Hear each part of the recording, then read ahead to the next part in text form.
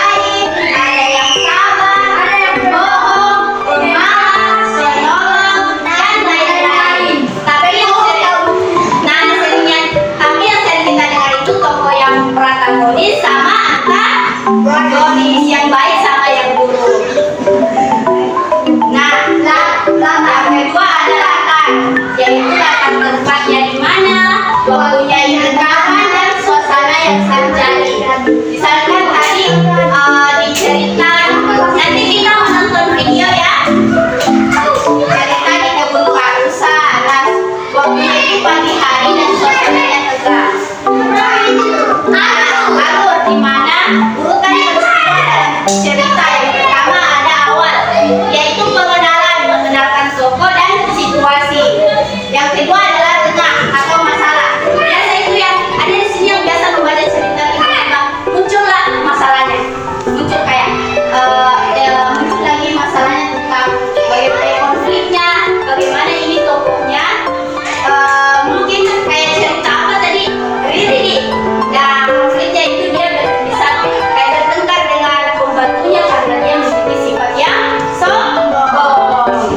Nah, akhir atau penyelesaian masalah selesai dan ada pesan moral. Nah, ciri-ciri bahasa teks narasi itu banyak menggunakan kata kerja, berlari, berkata, dan menolong, menggunakan kata keterangan waktu pada suatu hari, kemudian, dan akhirnya. Ditulis dengan kalimat runtut seperti urutan kejadian dan menyampaikan dialog jika diperlukan. Nah, cara menulis teks narasi sendiri yaitu menentukan pengalaman atau kejadian yang ingin kamu ceritakan. Di sini itu kalau kita ingin menulis teks narasi, kita pasti harus ada pengalaman dulu kan? Seperti kayak misalkan yang itu tadi saya contohkan, mungkin kalau setelah liburan disuruh untuk menulis pengalaman selama liburan. Pernah begitu adik-adik? Nah, kedua itu bukan yang terlibat. Tuliskan tempat dan waktu kejadian, tuliskan masalah yang terjadi dan tulis bagaimana masalah diselesaikan dan beri pesan moral di bagian akhir. Apa ini? Saatnya tadi.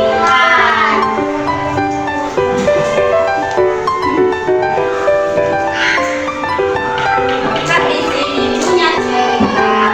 Berapa orang hanya sekedar? Sudah. Tambah 5. Ayo masuk, ayo. Zebra. 12 tambah 5.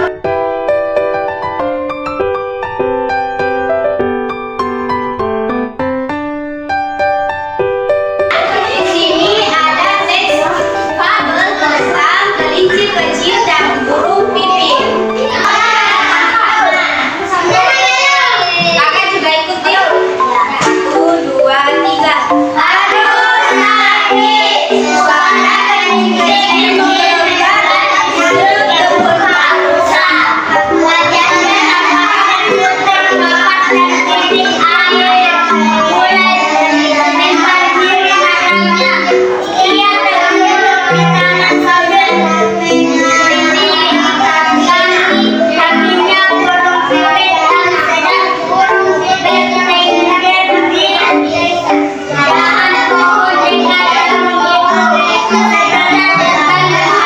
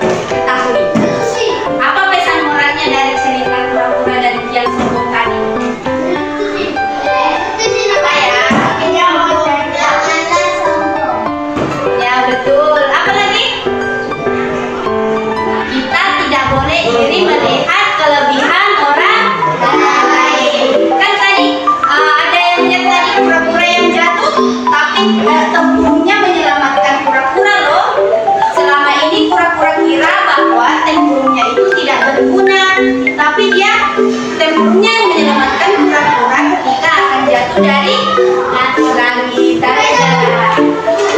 Oke, kan tadi kita juga sudah membaca cerita. Ibu punya tugas berkelompok.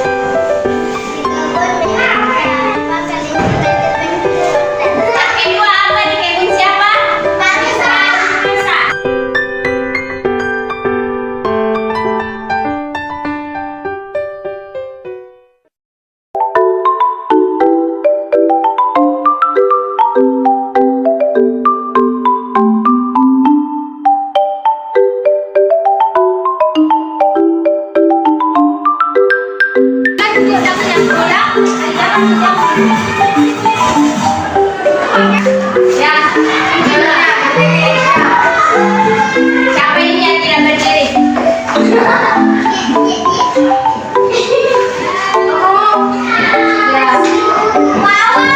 Ayo kita hormat kepada bendera. Apa nih? Hormat daripada. Nah, tiga, oh, gitu ini. Dari salam kepada kakak-kakak kita.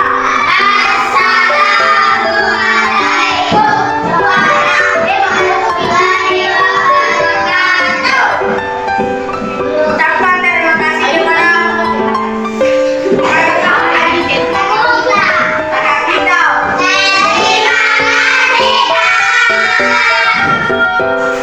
Ya.